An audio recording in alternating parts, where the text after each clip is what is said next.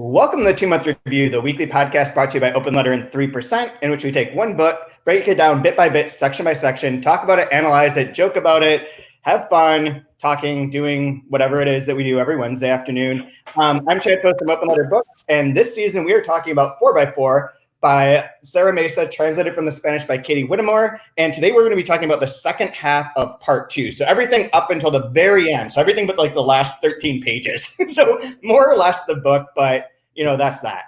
Joined as always by Brian Wood, author of Joytime Killbox and new resident of Atlanta, Georgia, where he is surrounded by COVID. Yeah, the mayor of the city just got it. So we're doing great. Loving life. Hi, Chad. Totally crushing it. Although you have stiff competition, Lissie Jaquette, the head of the American Literary Translators Association and translator from the Arabic of many novels, including most recently the one from New Directions, the title of which I'm blanking. Minor Detail. That's right. Minor Detail. That I forgot that minor detail. So how are you doing? You're in Arizona, which is even worse. Yeah. So I think we've got you beat here, Brian, in terms of transmission, hospitalization, you name it, and climbing. So I'm just staying home, staying safe, and trying to stay cool. It's also 108 degrees here. That's the high today. Ooh. So we're not matching in terms of humidity, but it's hot. It's a dry heat. That's 108. It's hot. Yeah. At a certain point, it's just like dry heat, like your oven. Your oven's pretty hot. Yeah. Well, I put my head in my oven every night, but somehow it just doesn't take. That's also disinfectant, right? That's also a way to cleanse yourself. Yeah. There have been many times this week where I've threatened to drink bleach. If I get one more crazy email, I'm like, it's over. It's done. Just can't anymore. I am at 100 degrees, and we have no air conditioning except for this one unit that's right next to me. And if I turn it on, you will never be able to hear me. And this podcast will be pure like background noise. So I am going to slowly melt as this goes on. But at least this time I'm wearing a t-shirt. Yesterday I had to do one for Penn, and I wore like a button-down shirt, and I was like, oh no. You could see like beneath this. Could you get one of those like short sleeve button downs and then just stand so no one can see your arms, and then it would look like you were still as formal as you needed to be? Yeah, it was a short sleeve one, but still it's like okay. Then like, I was tempted to just do this one topless, but I thought that was inappropriate. Hey, norms are changing, so people don't care about clothes anymore, I don't think. I don't think so. I don't think so at all. I assume that everybody's wearing pajama bottoms because this is just a 100%. Good. I came prepared. So tell us about the new book that came out about Minor Detail. Yeah. I'm actually excited to talk about it a little bit in conversation with this book. I feel like when you read or work on a book that like is all consuming for whatever reason, like really captivating, like 4x4. Like I've heard about 4x4, Chad, from you since Breadloaf last year. And I feel like whatever is happening in the world, this book somehow relates. And so kind of similarly, Minor Detail has been living in my head for the past year and a half or so. And there's a lot of similarities between like the kind of storytelling and like the type of prose between Minor Detail and 4x4. Anyways, Minor Detail is set in 2 parts, which the author at first told me were the exact same number of words. And I was excited and terrified at the first like Oulipo novel from Arabic. But it turned out that wasn't exactly true. I think at one point she wanted to do the exact same number of words, and then I don't know what happened. But they're very nearly the same length in pages. The first part happens in 1949 in the Negev desert. A group of Israeli soldiers are patrolling the desert, cleansing it from any remaining Arabs on patrol. They find a group of Bedouins, kill everyone except for a young girl, take her back to the camp, and subsequently gang rape and murder her and bury her in the desert. And so you have this first part, which is narrated by this officer who is slowly, he gets bitten by a spider within the first couple pages, or by an insect, and then he's slowly like obsessed with disease and cleanliness, and kind of his body is failing him, maybe his mind is failing him, but everything's narrated in this really like precise, minimalist, fair way. And it ends, yeah, so you're kind of like you have the perspective like just over his shoulder the whole time. And then part 2 is a woman in Ramallah who discovers this incident by chance and happens to notice this minor detail that the crime of this girl's murder took place 25 years to the day of when she was born, and she becomes obsessed with it, and she starts haunting her. And so she goes on this quest to try to find out the story from the girl's perspective, which she can't. Like, she goes to archives and museums, and she's like driving around with all these maps of Palestine, areas that are now Israel, and you know, like on this obsessive search, and like her narration is just completely different. It's kind of off the walls, like she's really neurotic and anxious. So yeah, for me, it has a lot of resonance with 4x4, in that, you know, you get like 2 perspectives. You know, it's about women's bodies at the center of horrific systems, and the way that you get like one perspective in part 1 and then a completely different kind of narrative of somebody uncovering it, but kind of not being able to uncover it completely in part 2. So that's what was on my mind as I was reading part 2. Yeah, I have a lot of like crazy theories that I'm theoretically going to save for next week, because Katie should be able to come on next week, we think, and I want to drop all these like most baroque and most insane like like theories I could come up with for reading this book. But some of what you're touching on is going to come up today, and I might reveal some of my ideas. One thing, did you ever heard of the book by Richard Beard called X20, a novel of not smoking? No. That is a book that has 20 parts that are exactly the same number of words for every part to represent a cigarette, every cigarette in a pack. A cigarette. Yeah. Wow. That would have been really challenging to translate those two. Yeah. I was excited for the challenge, but did you end up getting it exactly? I didn't have to do it. Did you get the same word count on both sections? Lord typesetters? No, the Arabic wasn't exactly the same word count, so we didn't have the English be the exact same. Tynan at New Directions was initially excited. He was like, "What a great editing challenge! Like, every word I take out here, then I, as the editor, also have to like add one in elsewhere." So we were all psyched for it, but it actually wasn't part of the book. So yeah, I think I don't even have the Fitzcarraldo copies yet. They haven't arrived yet from the UK. It's been out for 2 months, but I don't know what's happening with the mail. So maybe they are the same length. I don't know. You'll never know if you're just reading it unless you're going to count all of them. That's true. I could count pages. I could do that. Pages and words are different. Yeah. Well, yeah. I think that like compromise was like it ended up being the same number of pages. Oh, okay. Because the author was kind of striving for that, but the Arabic wasn't the same number of words. So got it. No extra work needed in the translation. So anyways, it's a great book. You should read it. It's 112 pages in the New Directions version. I do know that page number. So it's a short read, but really intense. Go get it. Cool. Very cool. We should, before we get into the book into 4x4 too, do you want to talk a bit about ALTA, about the organization, but more specifically about what will be going on this fall for the annual conference, since it's unique and a little bit different? I want to foreground it here so that people don't miss it out if they skip the ending. Yeah, absolutely. So I'm the director of the American Literary Translators Association, affectionately known as ALTA. The big thing we do every year is our annual conference. Last year was in Rochester. Everyone had a great time. I got snowed in, but loved it because, as you can imagine, I don't see snow here in Arizona. But every year in November, we have an annual conference that draws around 500 translators, editors, academics, students of translation, et cetera, et cetera.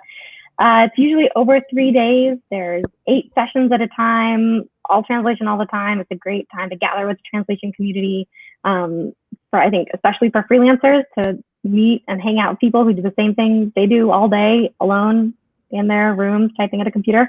And just a great time to, see what's like on people's minds in terms of translation in the world. This year, obviously, mass gatherings of 500 or more people are inadvisable. So we've moved the conference online. We made that call pretty early on in March.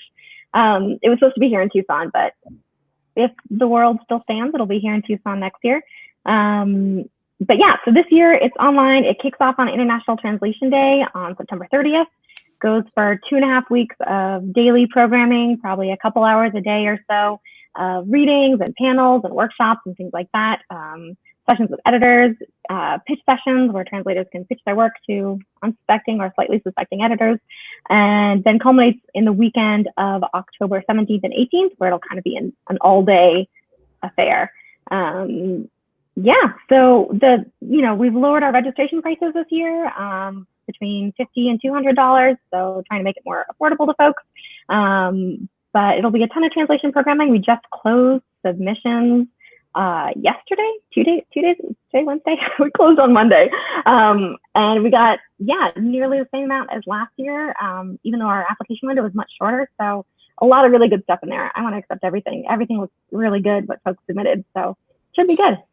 There's a special plug. We're going to be doing that special pre-ALTA panel on August 20th, I believe, that Katie and I will be doing on how to pitch publishers. So she gets to be enthusiastic and nice and anecdotal about success, and I get to be a dick. And that's fulfilling stereotypes everywhere. Yin and yang. I never get to be the light. I only get to be the dark.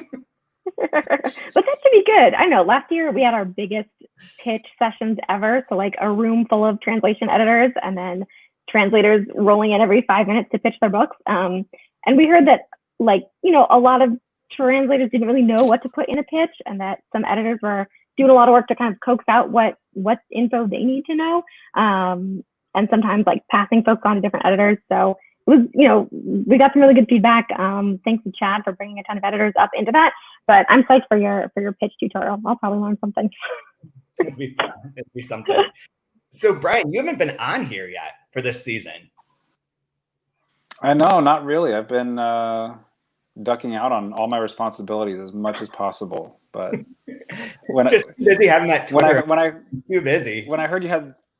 When I heard you had so important at ALTA on it, but I got to show up for this one. So I didn't want to miss. And you didn't even wear a button-down shirt, Brian. Thanks. I know. I just wore a ratty T-shirt. Oh dear. So what have you thought so far? You're gonna talk about the whole beginning part if you want to, Brian, and frame what your takeaway is. Since I doubt you've listened to the episodes either. Yeah, I don't have time for this stupid podcast. You kidding me? No. It's really fantastic. I think what I enjoyed most about it, and something Lissie kind of spoke to already, was just the economy and the cleanliness of the writing. I think it lends itself great for the mystery and for wanting to uncover what's happening by it being so sparse and controlled in the way it's delivering information. It never gets purple. It never really describes too much, but it's still very concrete. And I read the whole thing in one sitting, which was kind of a neat experience for reading it. But I'm really looking forward to going back and actually reading the beginning once I've gotten through, because it's one of the, I reread the first two little snippets from the first part, and all the breadcrumbs are there for you. And I kind of hinted, I got the idea that they were probably there for me, but I wasn't a close enough reader to remember all of it as I was ripping through the book. But I really enjoyed how reserved and terse and tightly coiled and energetic the writing is. I think it lends itself perfectly for how intense the subject matter is. It sounds like minor details like that as well, where with definitely. It being so intense, it stays very restrained. Yeah, and I think that serves. But I mean, so that's something I really focus on, minor detail. But I could maybe, because that book is so entrenched in my mind right now, I could just see it happening here so well that kind of the more you strip away, the more those absences really loom. The characters are trying to, what don't they know? What can't they figure out yet? What aren't they looped into yet? That seems to loom bigger when the prose is just so stripped down, and kind of any breadcrumb you get seems so valuable. And I think especially when in part two, you have this, the narrator, the journalist who is the guy keeping the journal who's paranoid because he's an imposter. And so he's latching on, he's assigning more meaning to all these words. And then you as the reader, I know there were times when I, was convinced by that, and other times when I was like, nah, you're overblowing this. but I mean, that's incredibly hard as a translator. I'm super impressed that this is Katie's first book. Yeah, absolutely. Brian, one of the best parts of the first episode was that Max Besserad didn't know that there were 2 timelines in the first part. Ah, okay. Like I unveiled that, and then we walked through it, and he's like, "Oh, I didn't even realize that." So because he'd only read that section too, and he hadn't read it for the thing. So it's like it's a tricky book in that way too. Like you say, all the clues are there, which is a question. I don't know. I should sort of recap the second half of this. So we left it off with like Bedregare is a fake. I don't even know. He doesn't have a real name. I mean, that's not his name. That's his ex-brother-in-law's name that he's inhabiting to be a substitute teacher at Wyburny College. He knows that something's weird at the college. Things seem to have like relationships seemed a little bit strange. The like hierarchy of power is a bit odd. When he tries to like discipline a student, he's like, no, that we don't discipline students, especially not Ignacio. Ignacio is the senior J, the headmaster's favorite. We see that like from the first part, the counselor advisor has replaced the booty and taken over the position of assistant headmaster, and had Marietta, who was a substitute teacher, become like kind of his person and his assistant. So we see like some sort of like thing going on there. But then in the second half, we get pretty much right away where Bedregare gets sick and gets really sick and has like this fever over the Christmas break. It starts seeing a lot more of the details of like what's being offered up to him by the headmaster, and especially by Ledesma, who's like, no, all these these girls are available to you, and like things are available to you. And there's like a lot of talk of availability, of being able to access things. And he slowly loses his shit. And meanwhile, he loses his shit. The cat's head is cut off and put on a post. And Ledesma, who's like, I'm sick of this. I can't keep this a secret. It's better to fall than to remain passive, is murdered, like violently and bloodily. And then we end with Bedregare going to see Gabriella, who had been his like maid and lover up until he found out that she had been sterilized by the college, in which case he's like, there's no point anymore, which is not cool. Like, but her daughter, Valen, who's in the first part, he goes to see her and talks a bit about Celia, and then he's off and he's done. I don't know. Is there any other major plot points from that part that I skipped? I listened to it, so I don't have a lot of things marked in my book because I listened to the audiobook version.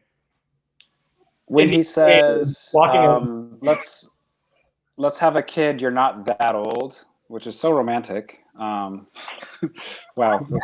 And she says, I can't, I'm sterile. If you want to work here, you're sterilized.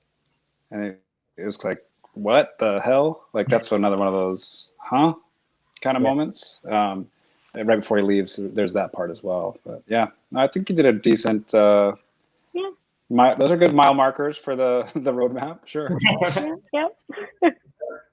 I have a question for both of you. We keep talking about it. We've talked about it over and over again of like the mystery or the things that he's trying to understand. What is the mystery?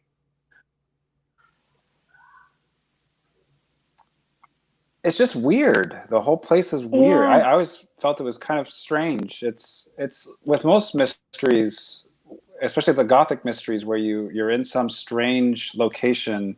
It's a forest of secrets. It's a house with hidden rooms.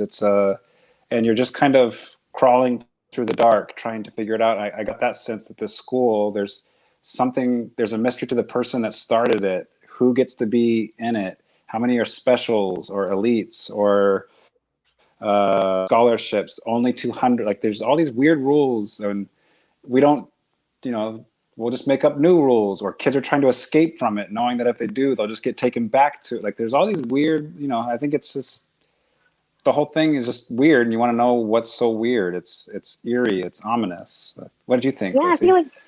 I feel like Derek put his like finger on the pulse last week by saying, like, by linking it to a dream or a nightmare, like something is off and he can't figure out what is off. And that, I feel like, is the core of the mystery. And also this isolation. Like, he feels like, he's not let into the kids, he's not one of the kids. It's like the scene when he comes back from Christmas with his sister, and like one of the kids lets him in, and he's like, who's here? And the kid's like, only us. And he's like, am I part of that us? Or is that us just like you scholarship kids and your parents who work here? I don't really know. So I think this isolation from both, from the outside world and from all these students and from even his colleagues, because they're all like alluding to things and he doesn't know exactly what they're talking about. No one will kind of tell him anything straight, like that part of it. And then like what that does to him psychologically, I think is really like a big part of, the Gothic echoes to it as well. So there's almost like two things going on there. Well, on one side, like if in a traditional mystery novel, there'd be like the body, right? And there's three here. There's Celia, Garcia Mardrano, and Ledesma are And the three cat. dead people. What? And the cat. Yeah, and the cat. I need to try and restrain myself from sharing all these crazy ass theories. But if it was like a normal mystery, the mystery might have been centered around why did these people get killed, or who killed them? And in some ways, that mystery is never solved. But the other thing is that his like reading of like how everything's weird is like a mystery, not as a mystery with a resolution of a whodunit, but the idea of like there being a code and a cipher, and that everything is coded. And if you don't understand the code, you don't understand quote unquote reality. And then maybe the mystery is understanding what reality is by understanding what the code is.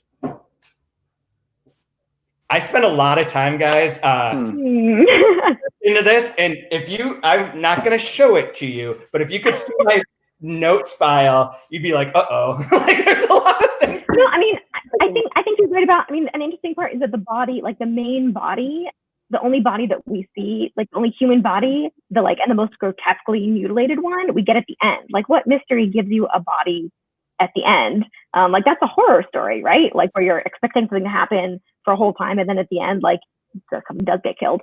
But I feel like those, like, that's not the root of it. Those are the manifestations of this like corrupt, power-driven system that's running underneath everything. I think like figuring out, like, he's seeing the manifestations along the way, but getting to like what are these relationships, what are these transactions, quote unquote, what is structuring reality here and also reality in the outside world. Like, getting to that, I feel is his like core like drive in this. Yeah, or understanding like who set up those rules. Like, why do those rules exist? Why does this exist? Like, because it's clear, like, one of the things that I'm going to leave this for next week intentionally, but one of the things is that the school is referred to innumerable times as an illusion, as something that's fake. Everything about it is fake. It says it's from the World War II, and they're like, no, it's actually built like 15 years ago. The Martinez is like, we don't have like real students. Like, the elites don't send their kids here. We pretend that's true, but like also all of our teachers are bullshit. Like, all of this is pretty much bullshit. But like, why then does this exist, and how does that power structure continue to replicate itself in a way that's like really devious? So maybe the mystery is understanding how this structure replicates itself and causes like such insane damage to like primarily women. Yeah, I think the other part of that illusion is that even operates on a linguistic level, right? Like, we very rarely see the word college. It's always college. In how I'm guessing that's the Spanish pronunciation of college, but even the word itself is a stand-in for the actual thing. Can't. I'm looking at my notes and being like, no, save it, no, save it. Don't save it. But, Sunday 1:07 was when I wrote down Sunday 1:07, illusion is last line. Are you just now like the second person keeping a journal about the person keeping a journal? How? I have a little meta thing that I'm going to do next week, but I'm going to reserve that too. This is all just like one big tease for next week's episode, but I have like a lot of shit, and I can't talk about it until you've read the third part. Fair. I mean, for me, in answer to all 12 pages. Yeah. Wait. For me, the moment when the substitute is face to face with the new substitute, when the narrative of this chapter this part is laying on the couch, asleep, gets woken up by this new substitute, and he's like again in this half asleep, half awake moment, and he can see himself in the old substitute. And then also at the same time realizes how complicit he is, even just by his silence, and then says like, get out. But that was such a great scene. He's like, get out. And the substitute thinks he's like saying, get out of the room, like, get away from me. And he in his mind, he means like, get out of this whole system. but he can't really articulate it. I feel like that's such a clincher. You know, you can't be in the college, you can't be in any part of this without being somewhat complicit. Like even in their silences, even when they don't do anything, they're complicit. I think that's what leads Ledesma to act. But in terms of who sets this up and how does it perpetuate itself, like just by glomming on more people, anybody who comes in, like there's no role for resistance in this. Anybody who does is just dead. That sort of relates to what Derek and I were talking about last week of like, there is no like, there's no prescriptive act for how to get out of it. And that possibly like the great crime is complicity. And like, if you can't escape it, like Celia tries to escape and does not, and he tries to escape, but maybe does not.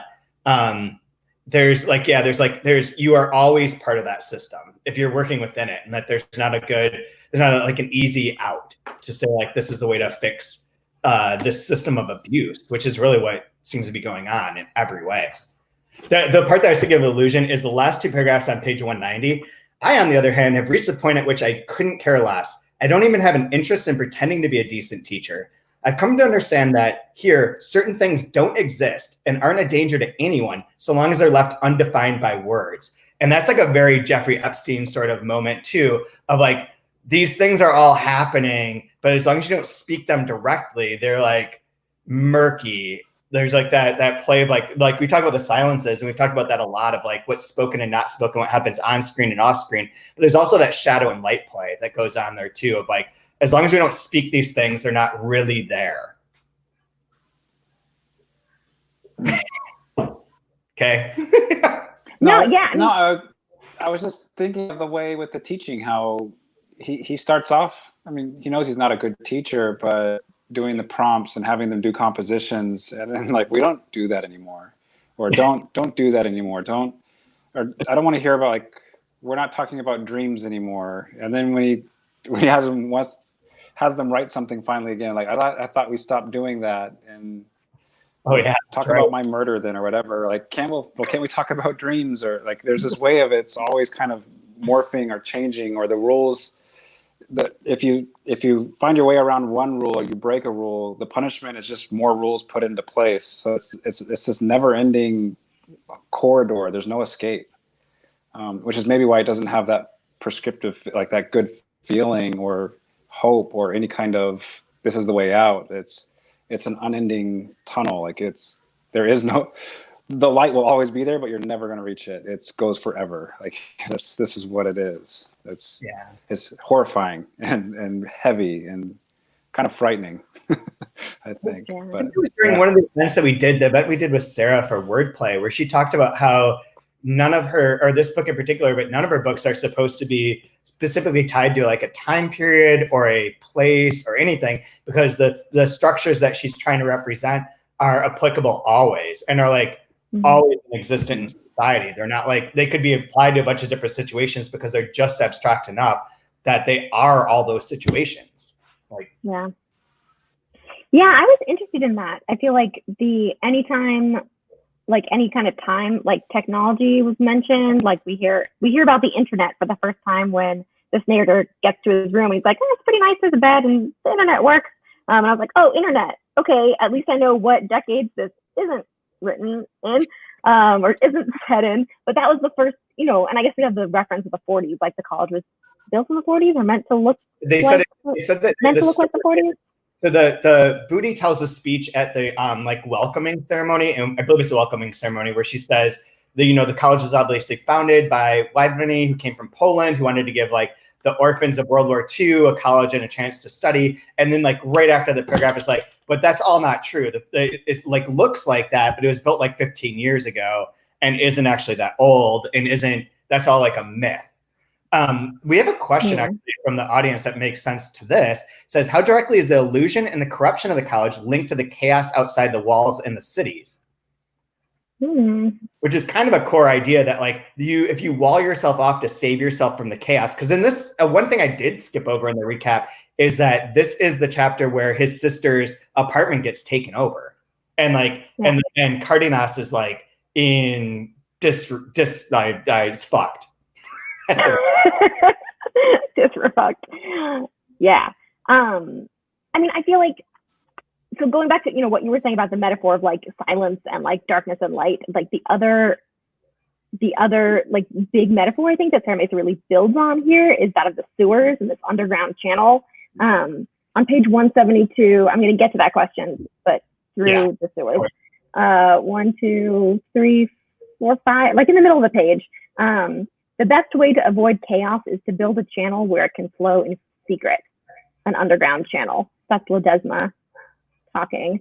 And then like, 16 pages later on 188, the narrator is kind of making sense of that in talking to Gabriella. I fight off fatigue, trying to concentrate on Gabriella's image. She doesn't even look concerned. Even a compassionate, tender person such as herself can accept the existence of the sewers. So, I feel like, yes, this group of people can wall themselves off from the outside world, but like all the structures and systems, they haven't escaped that. They haven't escaped, what a group of people will turn into once they, I don't know, I feel like it's a, maybe that's like the commentary on human nature and like a, like Lord of the Flies kind of way, like a group of people left unto themselves will just kind of devolve into this, even if their aim is to remove themselves from society and protect them, build something new and different. At the root, it's rotten. And even if that doesn't appear on the surface, that's just because it's all flowing underneath.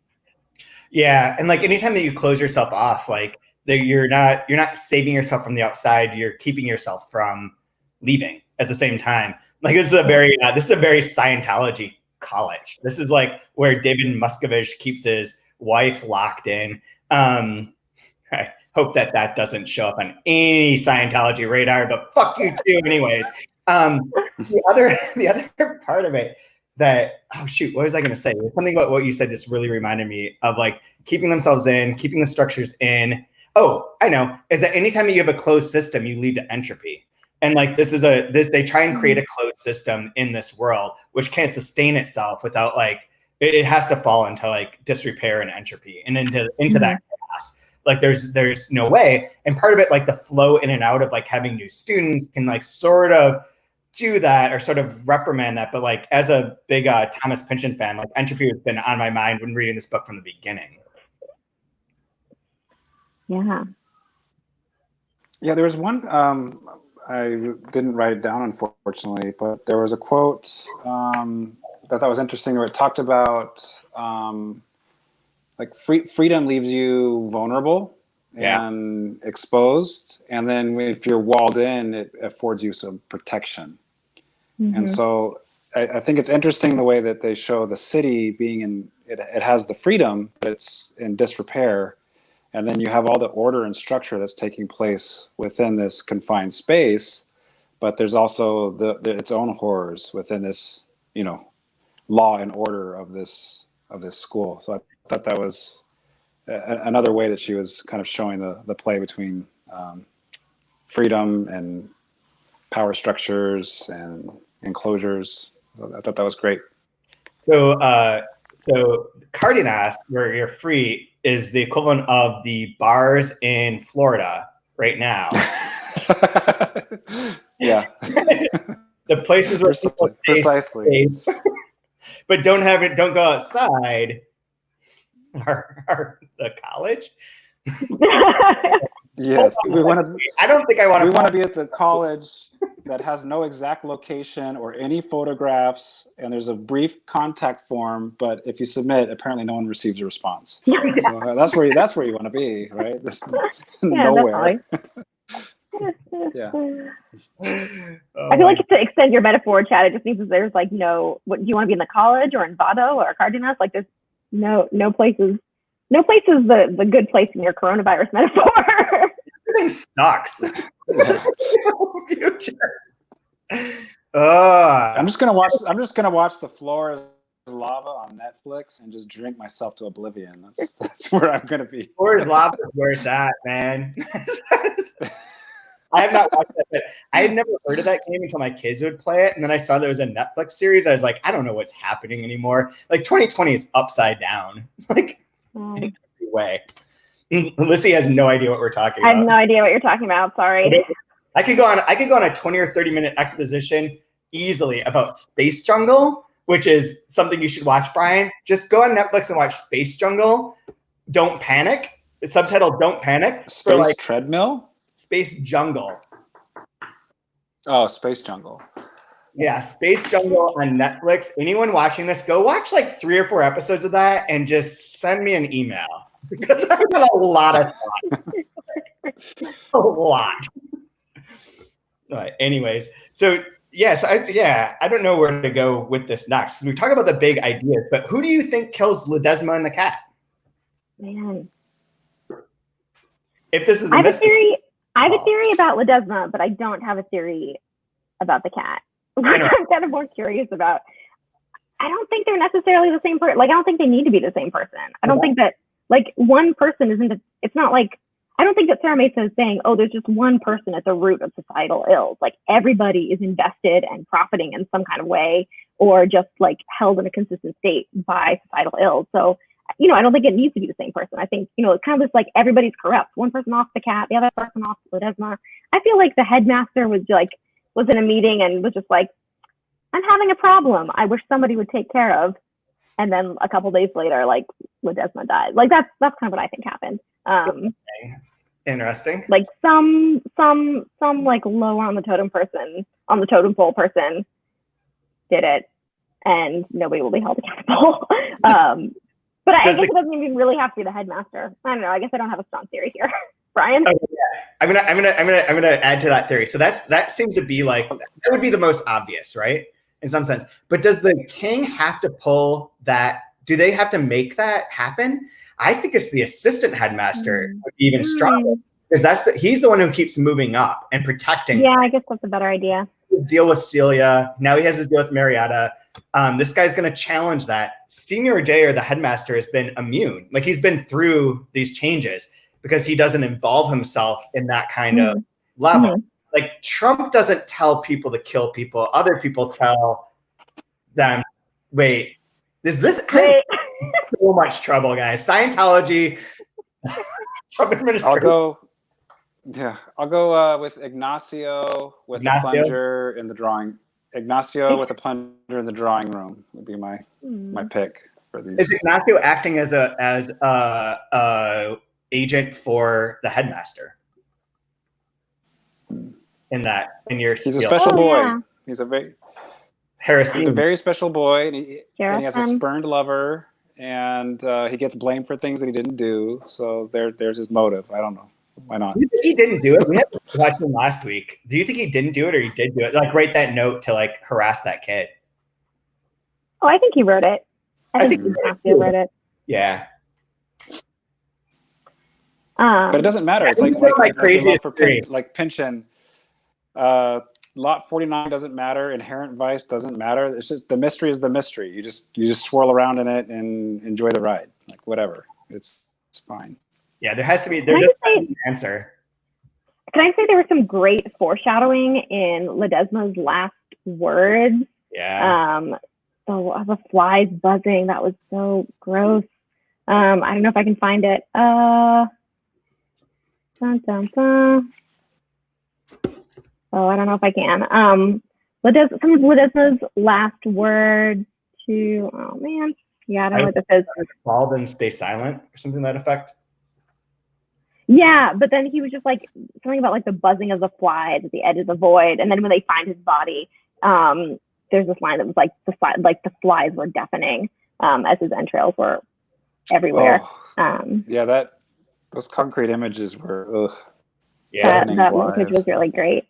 So who did the cat then? I feel like maybe the cat was like one of the students who was just like practicing their violence, just for fun. Yeah. That one seems like directed at the headmaster. It was, but like I feel like we see violence like simmering up in the children or in the students in a way that is non-directed. Like, they beat in the first section, especially in the first part, we see them beat each other up kind of constantly. The girls are fighting, like, they get to a spat and they're like rolling on the ground, beating up Valen. And then, like, later on, the boys are beating each other up. Later on, was it Brito? What? That one boy who, what's his name? Brito is right, yeah. Brito, who comes up with all these Mhm. bruises, and then the teacher's just like, he's just, he does it to himself. Like, I feel like senseless violence is an integral part of this world, and sometimes it's directed and has a purpose, and other times it's just like a factor of it. So here, 191, I think, is what you're talking about. Here's three paragraphs of Ledesma, one after the other. All we have left is shame, torrents of shame, rivers and seas of shame. What kind of world is this, where we're told by a madman that we should be ashamed? The greatest evil of our time is that there are no maestros left to follow. But we must stop a moment. We must listen to all the hopeless voices. I'm talking about the insects buzzing, about things that are but are not seen. It doesn't matter if we try to hide them. The eyes of all of humanity are on the pit into which we're poised to fall. But I'm tired of watching. I know now it's better to fall. What do you think is Isidro? And that's the last part he talked. The one that okay, find it. Shoot. I think and she then mentions the next, too. That's a. Oh yeah. Oh, go ahead. Sorry. Go for it. No, go for it, Brian. Oh, it's a reference. She mentions to a Tarkovsky film, Nostalgia. Oh. I've watched a few of his films. They're usually really deep, crazy dark, very philosophical, really long, because they have nothing to do in Russia but like burn film apparently. But yeah, it's from one of his films. So all you Criterion Collection fans, hit that up if you've got 9 hours to spare. There's more theories on these deaths. Brian, who do you think killed the cat? Who killed? What was that? The cat, Lux, who decapitated the cat. Oh, the cat. I'll go with Ignacio again. Why not? I have no clue who killed the cat.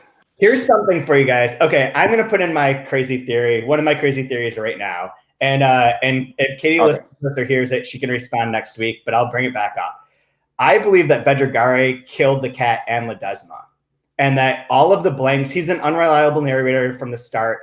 That I'll go through the whole, I don't want to go through the whole thing, but I believe that when he gets sick, the illness as metaphor is that he loses time. He leaves it blank. And there's all that missing. But he gets sick because he reads Garcia Medrano's papers, which explain what's really there. And he reads them, and then he gets sick, and his illness as metaphor is that he's been indoctrinated into the system now.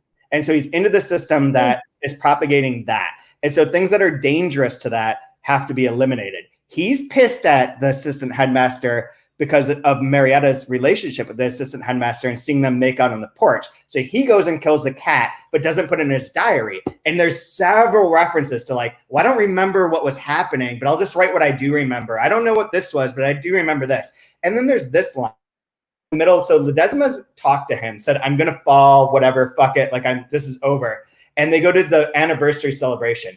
And Bedregare is like, Ledesma's not here. Like, I don't know how he got out of this somehow. And he says, Ledesma escaped all that. He'd been spouting nonsense the last time I saw him. Maybe he wasn't aware of the seriousness of his actions. We'd soon see what the consequences were. Bedregare, murderer. Compelling, yeah. Man, I really want to read this book again. Maybe I'll listen to it next time. I'm compelled. Listening to it was really fun. It was really trippy. It's really trippy for me. I'm psyched for that. I just listened to the audiobook of Drive Your Plow or The Bones of the Dead. There's some resonance between that book and your theory, Chad. Yep. That's true. Okay, building off of that. That's way more telegraphed, and this is way more like bullshitty, just some dude coming up with theory on Reddit. There, yeah. Okay, question for you then. What are we on Reddit right now? Question for you. What are the ellipses stand for? Like, what are the ellipses doing? That, like, those ellipses just made me wonder, like, what form are we getting this journal in? Like, has this been edited? Who has taken those out? I can't, ellipses, I have to assume that they mean that somebody has taken things out. Like, who has taken those things out? Is that whoever's found his journal? When have they found the journal? How are we, the readers, supposed to be receiving it? what's been cut out. Like there's obviously those moments when the narrative is really consciously holding back that you just noted, but then there's also like he wouldn't just put in ellipses himself. I read those as a marker of like time having passed, that on that day he wrote in them at one point and then wrote later and then wrote later. But yeah, that's true too. There's some, I vaguely remember last night hearing something towards the end of this section that was reflexive about the fact that he's been writing this journal and like something related to that, but I can't remember what it was. The other thing is that in the middle of this, like the quote from last week, my favorite quote from last week was that he says, "This is not a novel." But like, why would we believe that? Like he's acting as if he's like being faithful and like telling the whole truth. But that's like being like, no, I'm not just writing a novel. This isn't my novel. And then when he goes to talk to his sister, he's like, oh yeah, I'm sort of writing about this mystery of codes or whatever. So there's like a craft that comes into this that maybe he is deceiving all of us. Yeah, but then there's also I feel like he also addresses that at the beginning. I'm not going to be able to find the page for this. But when he's talking about like how he describes rain, he's like talking about how he's writing. He's like, sometimes, you know, I'll just say it is raining and I won't say anything about it if there's nothing more interesting to say. But other times I'll describe things about it. And so he's talking about like his own editing process in terms of what he even puts on the page. Yep. Which I feel like supports your theory, Chad. That was a huge point for when we were going through the translation, actually, that line. Wait, for when you were what? When we were editing the translation. Because it's one of the times at which it indicates that he's like kind of a shitty writer and that he's supposed to be a shitty writer, where he's like, you know, I could just say it's raining, but instead he's like, but it's torrential rain or like whatever. And it's like sort of like his like going up next to that kind of purpley metaphorical writing and then backs down from it. So that is one of my theories. I have a crazier theory yet to come. Like, guys, I am super teasing next week's episode hard, and I have a lot to back it up. So trust me. I'm psyched. This is gonna be the real. This is the beginning. All right, I have a question for you guys. What is the dog doing in this story? What is the role of the Mastiff? Yeah, I know. That's really interesting. And like who the dog is friends with and when would be track, I think. And like, where the fuck did dog come from? Does it reference Senior Jay's dog? This is one of the like, I doubt anyone else has seen this, but you guys haven't watched Elite on Netflix, have you? It's this like pretty hot, pretty graphic and weird Spanish show about this Spanish elite boarding school. And there's like a few people get put into it because their school like collapses. And so they get to go to this special elite private school. And there's like lots of shit going on, lots of people fucking each other. And like and people die, you know, every season is based around someone being murdered more or less. But there's a character named Caetana. And I was like, oh shit, it's like, it is 4x4. These two things have linked up in the new season when Caetana comes on. I was like, there we go. They're connected. But yeah, I'm not sure about the dog. Brian, do you have a read on the dog? I do not. I'm not sure. I was sad to see the cat die and they didn't beat the dog. That would have been much more visceral for the reader, I think. Because cats are way better than dogs, but that's me. Oh, I'm 100% a dog person, so I was very happy to see that dog survive. I'm just kidding. I don't want anything to happen to animals. You're gaslighting me right now. I'm just setting Chad up because he has a whole diatribe on dogs and Americans and dogs, and yeah. So. This is neither the time nor the place, but this is true. I do have one. That is a really good question because is the dog Brian, dog? I don't know, but everything is so intentional. Like it's so economical. I mean, nothing would be wasted, so it's there for something. And yeah, I'm totally went right over my head and I missed it. So I'm really curious to know what it is. Maybe a second reading, which this really is screaming to be read a second time. I think I'll lean into that a little bit more and try to see if I can come up with something. But first pass, I was trying to figure out where I am and what the hell's going on. I did have one like crazier than your theory so far, Chad, which I don't actually believe. But at one point I was like, students who disappear are being turned into animals. Like when the assistant headmaster calls Lux like his little pet, that's I mean, I don't know what the Spanish is, but it's just such like, like that's exactly the kind of sexualized language you could imagine him using in these scenes with Celia. And like Lux, he tried to give to Celia and then didn't. So it's like, she's the new cat. And then like, what other student was turned into a dog? I don't actually believe that theory, but it could be cool. I kind of like that. So someone can correct me, or Katie could correct me if this is not what's used, but like according to Duolingo, mascota is pet. So mascotita could be like little pet. And that sounds pretty gross. It does. But I wonder if it has the same connotations in Spanish, right? Like, is that something that you would use? Like, oh, my little pet.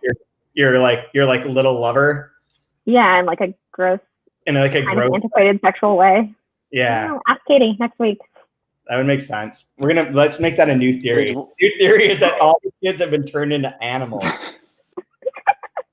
Yeah, page 108. The Mastiff is always running out there, demented. Something isn't right with that dog. Some kind of nostalgia, some memory of wildness. I call her, but she doesn't trust me and runs away. There's something with the dog. Yeah. Totally agree.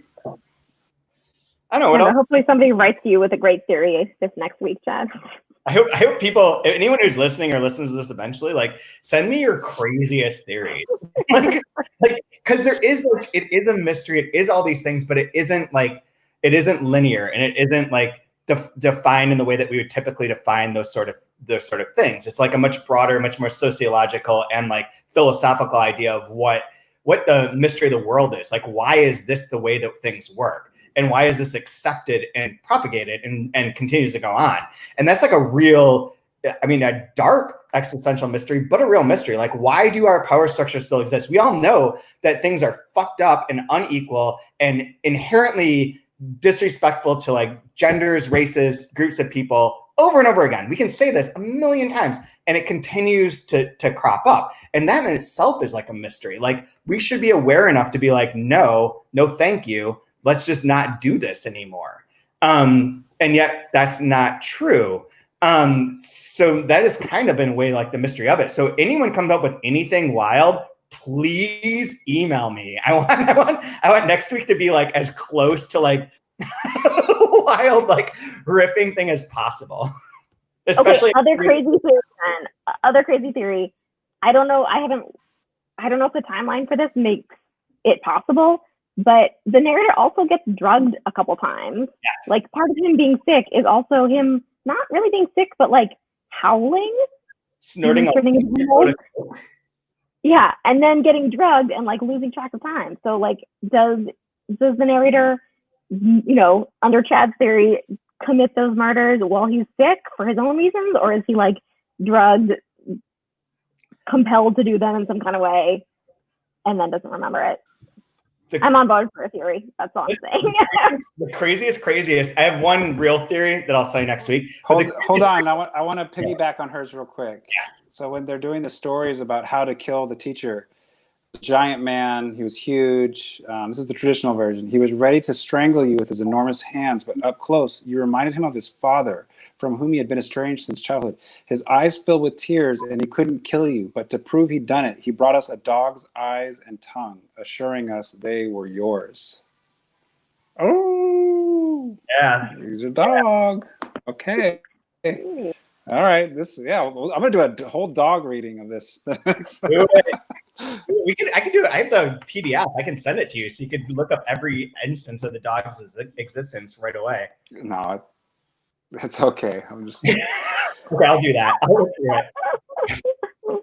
See if we can come up with anything. Yeah, my other theory is that this world and the world of Riverdale, the TV show, are like they touch. This is basically Riverdale, right? So the Black Hood's twin brother showed up and killed Lux and Ledesma. That one's for the Riverdale fans that all listen to our podcast. Anyways, as you get going, Do you guys have a favorite line from this section? Good question. I had one I liked on page 145, where he's getting his class to write something. You are going to write a story about me, about how you could hurt me. Fiction allows for this kind of thing. Therapeutic violence, let's call it. Nothing I'll hold over you later. A story about how you could ruin my life, that's all. Give free rein to your animosity. Be perverse. Have fun. Today, nothing is out of bounds. Let's see.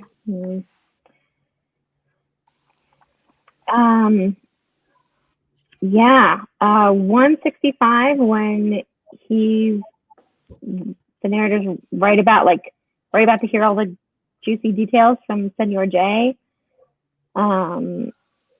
The exchange was ambiguous, murky, and though I believe I understood his meaning perfectly at the time, I find I'm incapable of reproducing it. I don't even really remember how it started or how it developed. And this is the line. Several precise details stick in my mind. Senor J's tongue and gums, the glint of the fire off the heavy iron poker, the distant whine of the mastiff, the intoxicating smell of charred firewood. It's just this moment where I feel like he's just he's about to do this huge, big reveal, but instead all you get is these really tangible details. And it's like the more detailed, the closer you look at the details, the more it obscures this bigger thing that's happening. Yeah. My favorite is, why are you telling me this shit? What am I supposed to do?